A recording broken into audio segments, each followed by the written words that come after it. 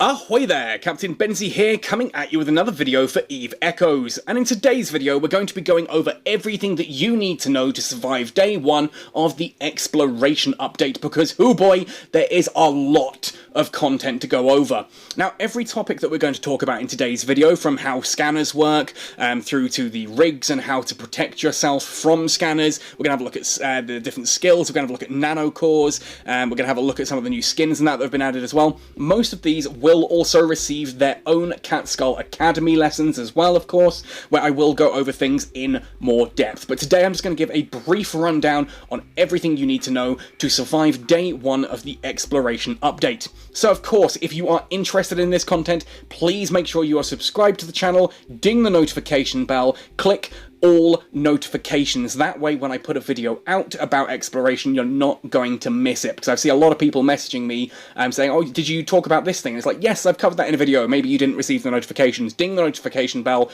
That way, you will get all of those. If you do want to support this channel as well, I do have a Patreon and a Redbubble merchandise store. But with all of that said and done then, let's jump right into talking about the different aspects of the exploration update. In order, I have put timestamps down in the description as well. We're going to have a brief look at what scanners are and how they operate. We're then going to talk about the different rigs and what those do, which is how to defend yourself against scanning. Very important if you are a low-sec encounter runner and you want to find a way to prevent yourself being intruded upon. We are going to talk about the skills involved in scanning, and we're going to talk about nanocores and the new skins. As I said, a lot to cover, so let's jump right in. First of all then, let's talk about the scanners themselves. These are mid-slot sub-weapons, so if we go to the market and we scroll right the way down, you will see these are down as space detection modules, and they come in the two different varieties, wide resonance scanners and narrow resonance scanners. Looks like they dropped the area, so they're not WARs and NARs anymore, they're just WRS and NRS. Anyway, so we've got wide scanners and narrow scanners. So that you're aware, the wide scanners are the ones that you use for scanning down anomalies and gravity wells, that kind of thing. They are, I think people are referring to them colloquially as the PvE scanners, whereas the narrow resonance scanners are the ones that you use to scan down enemy ships and stations and things like that. So these are colloquially being referred to as the PvP scanners, and it's nice to see that I kind of was right that these were the two different types of scanning module when we talked about that. Blue for PvE, red for PvP, which, I don't know, to me that makes sense. I think red makes sense for PvP.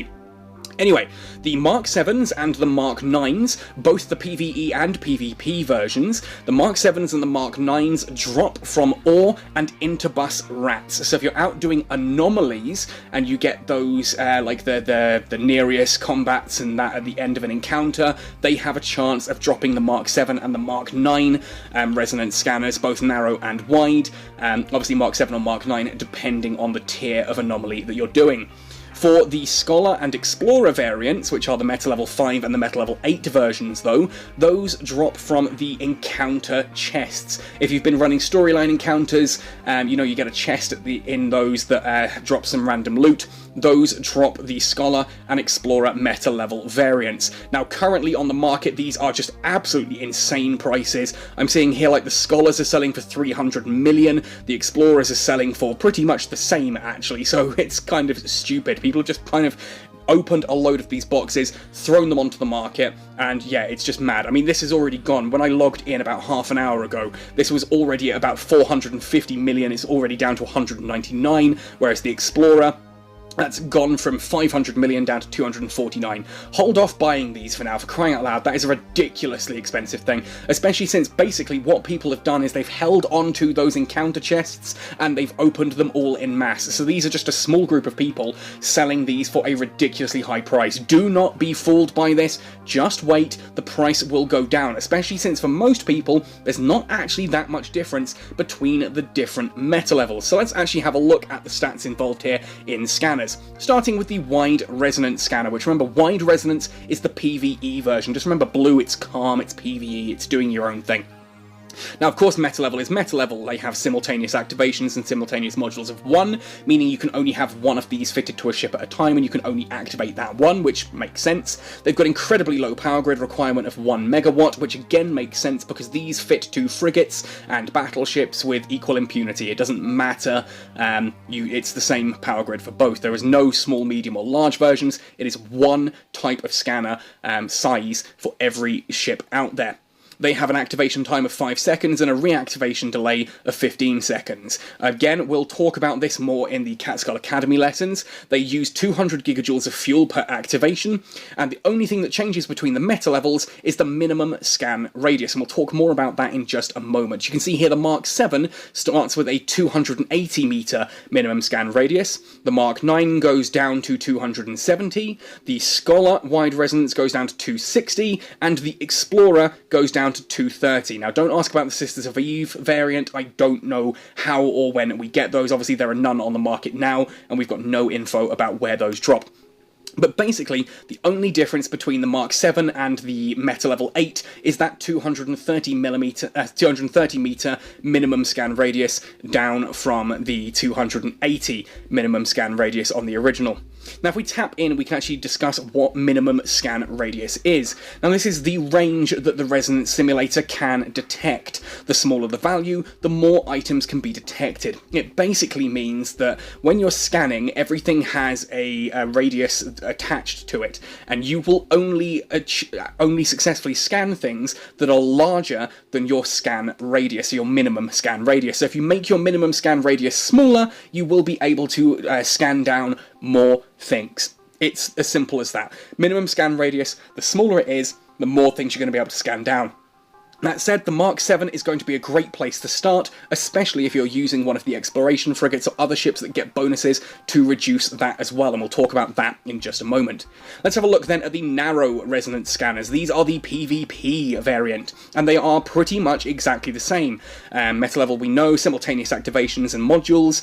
There, I haven't tried fitting both of these onto one ship. I assume they are different names, so you should be able to fit a narrow and a wide if you wish.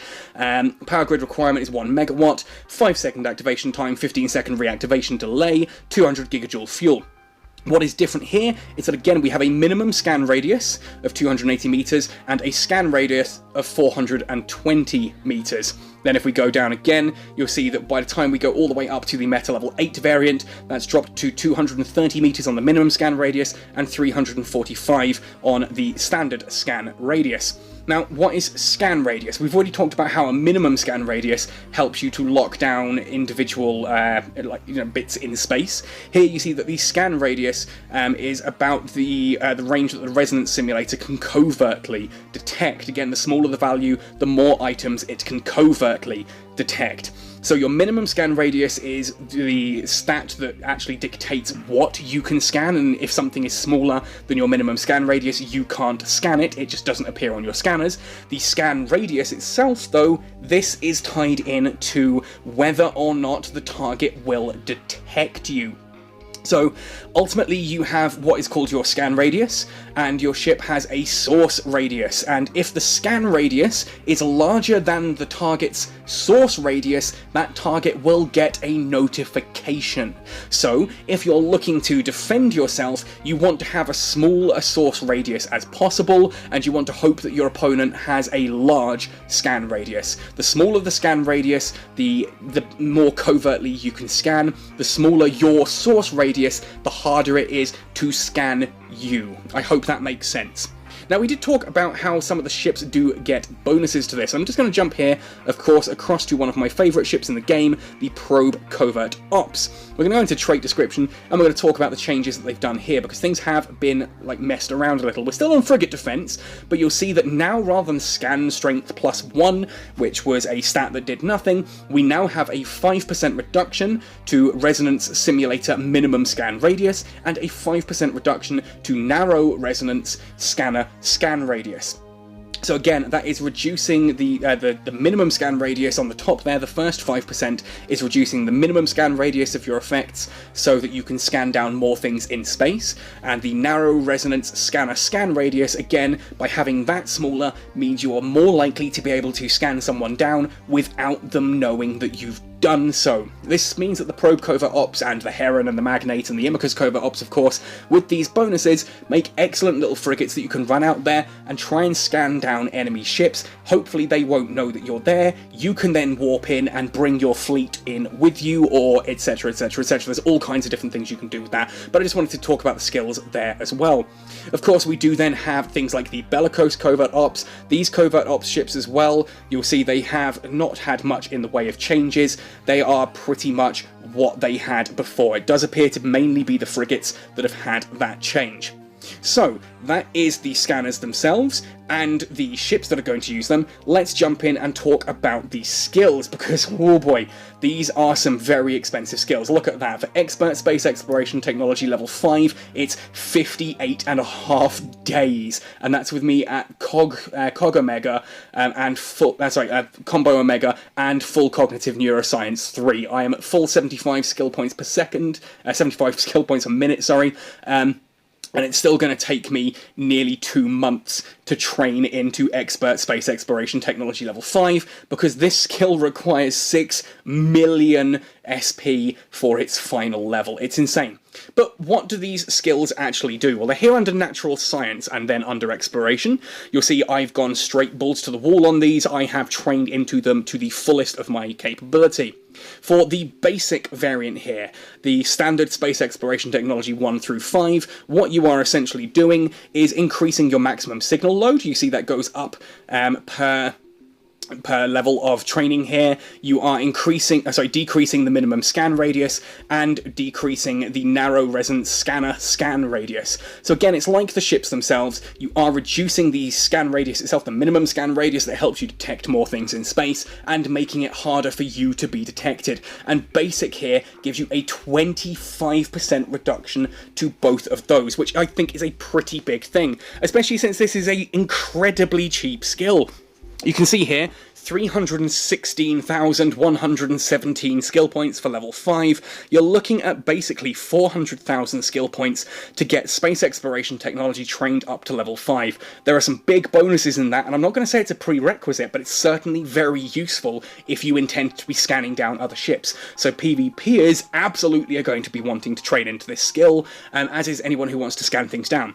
Now, first of then, what is this maximum signal load? Well, I don't know, because it doesn't actually tell you here, but I'm guessing this is the amount of signals that you can actually get when you are scanning. Remember, I haven't had chance to sit down with scanning yet and actually try it, but I have a feeling that's to do with the wide resonance scanner, where you're scanning down anomalies and things like that, not other players. Now this goes into advanced Space Exploration Technology. You get another maximum signal load here of plus 10 at full training, so that's plus 25, an additional 20% to the minimum scan radius, and 20% again to the narrow scan radius. Finally then, at Expert, once this is trained all the way to level 5, it's an additional 5 signal load, and a 15% reduction to both of the scan radiuses, or radii, I guess, there going forward. So I don't think Expert Space Exploration Technology is going to be required for many people. For me, I'm super excited about exploration. I wanted to max this out as quickly as possible, to the point that I've actually dropped my railgun skills. So yay, I now have a Daredevil and a few railgun destroyers that I'm going to be looking to sell or to do giveaways with or something like that, because I don't have railgun skills anymore. I got rid of those so that I can now do exploration, because, I'll be honest, railguns personally bore me. Anyway, so that's the skills and everything you need to know about scanners. Let's move on to the rigs and how to defend yourself in space. So I'm going to jump back to the market now. We are going to go down to engineering rigs, into electronic rigs, and here we have the gravity capacitor upgrade rig and the emission scope sharpener rig. These are the ones that have been on the market for goodness knows how long, and we had no idea what they did, and they have been completely reworked. Again, a lot of people have bought a ton of these before this patch landed, and they're now selling them. You can still get them fairly cheap on the market here. You'll see they're not overly expensive, and they are very, very useful. Now, the gravity capacitor upgrade is the one that makes your scanners better. You'll see that if rigging with a gravity capacitor upgrade rig will reduce your minimum scan radius and your scan radius by 10%, then it's 12.5 at level 2, it's 15% at level 3, and if you were to ever find 4, it's going to be a 17.5% reduction per rig. The emission scope sharpener, however, this is the one that you are going to be wanting to fit if you are a low-sec encounter runner and you do not want to be scanned down. This reduces your source radius. Now, source radius is the strength of the signal waves emitted from the item, in this case, your ship. The higher the number, the more likely it is to be detected. A lower source radius makes you harder to scan and means it is more likely that you will be smaller than their signature radius. I'm losing all my words now.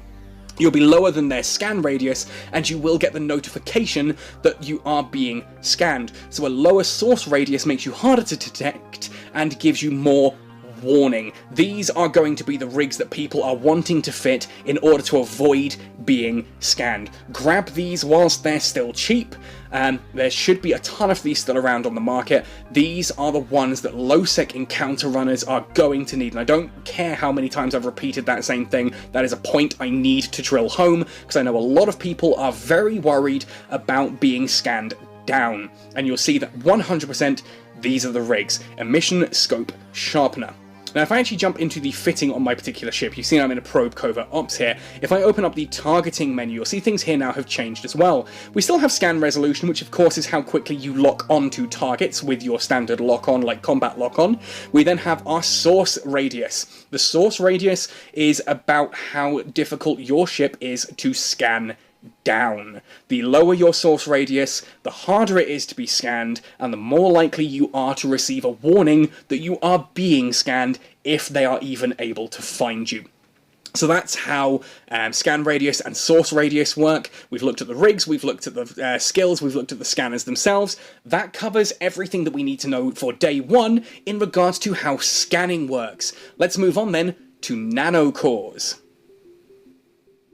Nanocores are a brand new, super exciting feature that is sort of been added to EVE Echoes. I say sort of because we can see them in the game, but we can't actually use them yet. Ultimately, there was a bit of a problem with the QA team in Guangzhou needing to go in for COVID testing for the new variant that's hit the city and caused the lockdown there. So they haven't been added to the game yet, but they should be in the next couple of days.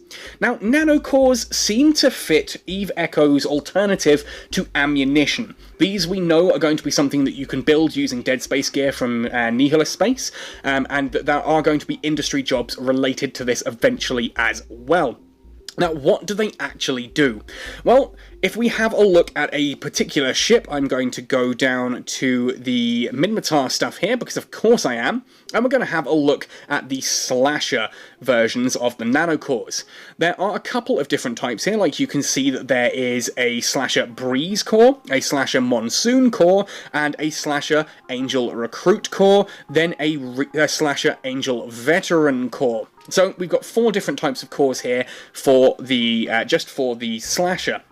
And they all do different things. If we long press onto one of these, you'll see that the Slasher Breeze core gives you 8% increase to turret damage, a 5% reduction to turret power grid requirement, and a 5% reduction to turret capacitor consumption, which is a bit of a joke when it comes to cannons because they don't consume capacitor at all, but it does say turret, which means if you wanted to fit something else on there, like lasers or railguns, that would do the same. So what a breeze core does is the same across different ships. In fact, if I were to go back up to the Amar one and open up the Executioner, you'll see it's exactly the same. 8% increase to turret damage, 5% to turret power grid requirement, and a 5% reduction to turret capacitor consumption. It is ultimately it's a skin that then also applies these buffs to the ship.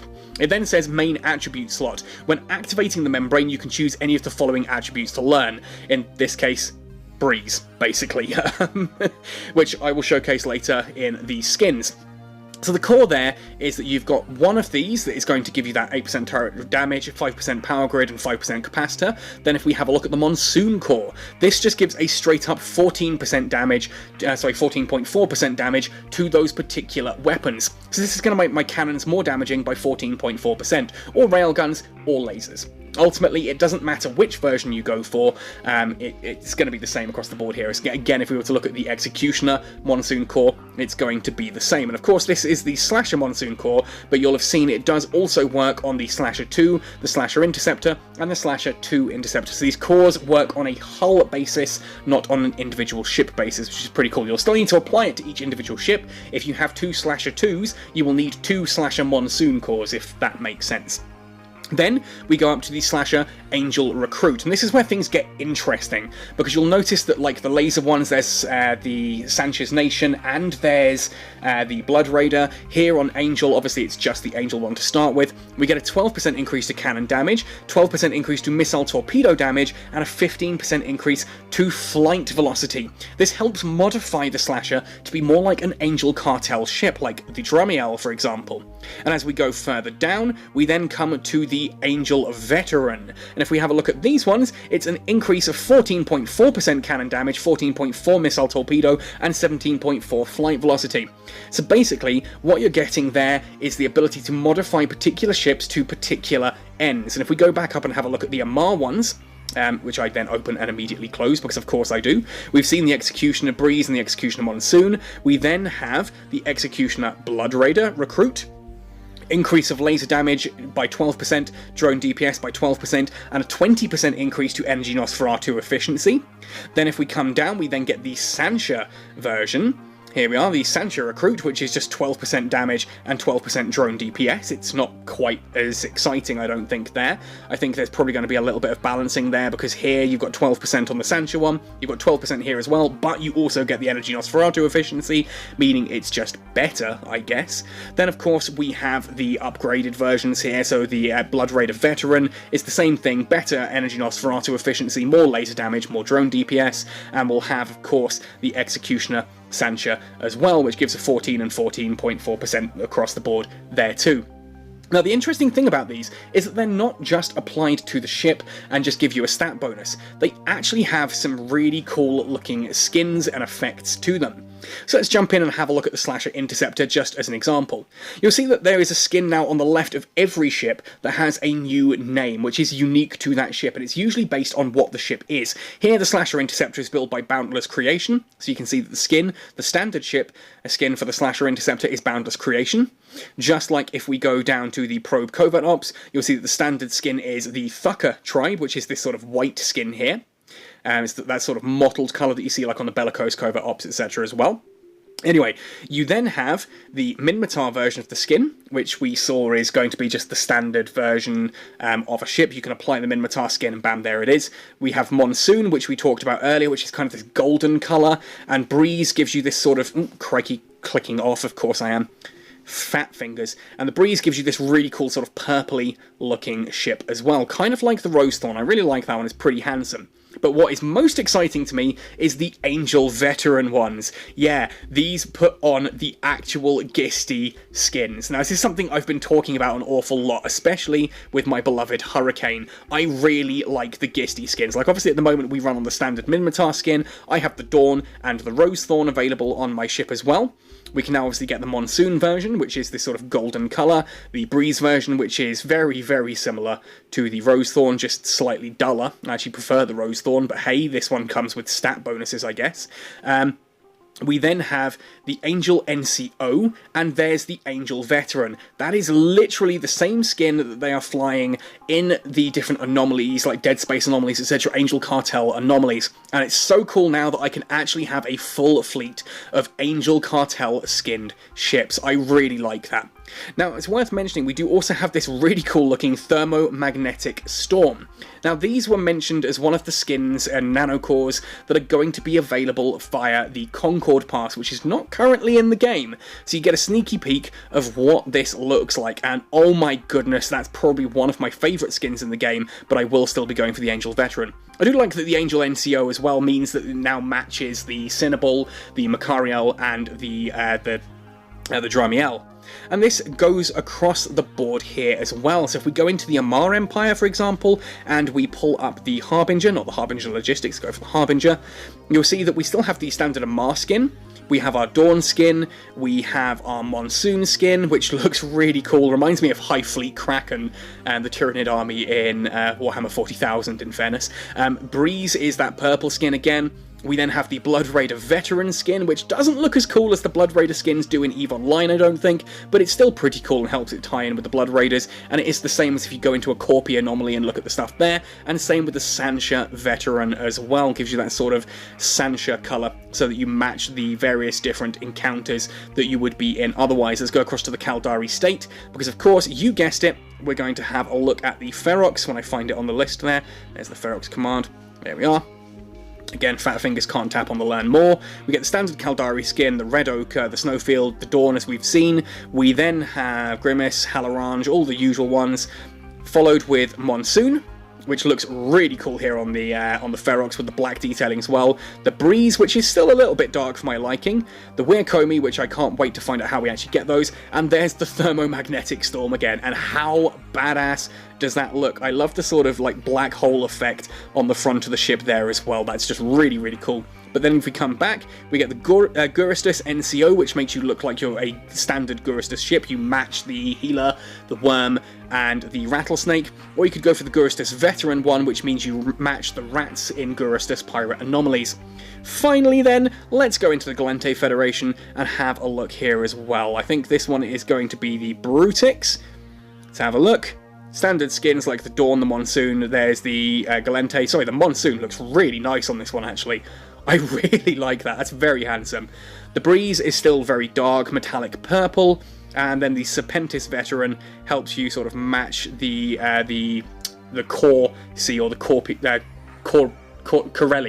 that's the word I'm looking for. The Corelli ships there. I don't think it is the Brutix that actually has the version we're looking for. Is it the Myrmidon that gets it there as well?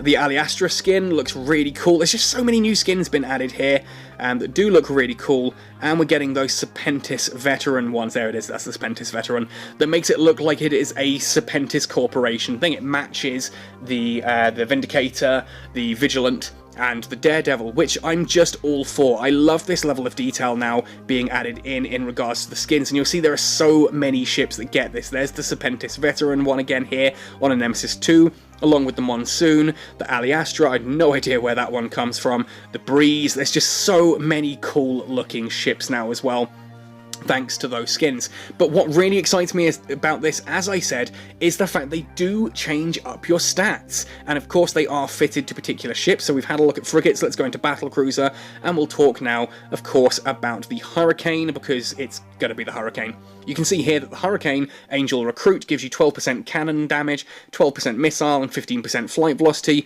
and then it's the same if we go into the Hurricane Angel, but an increase of 14.4, 14.4. This is basically Eve Echo's version of ammunition. It allows you to modify not only what your ship looks like, gives you the appearance customization there of Angel Veteran, as you can see, whereas the other one was the standard Minmatar one. The Angel Recruit just gives you the Minmatar one.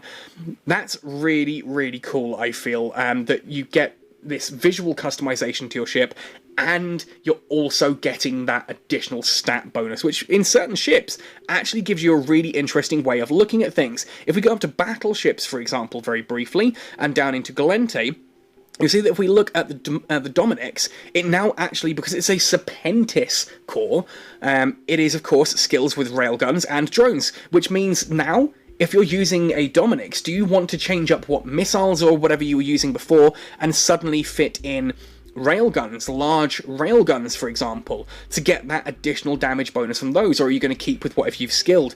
I think that's a really interesting way. It rewards people for going flavorful with their ships, but you can still kind of do whatever it is you want to do on yourself as well.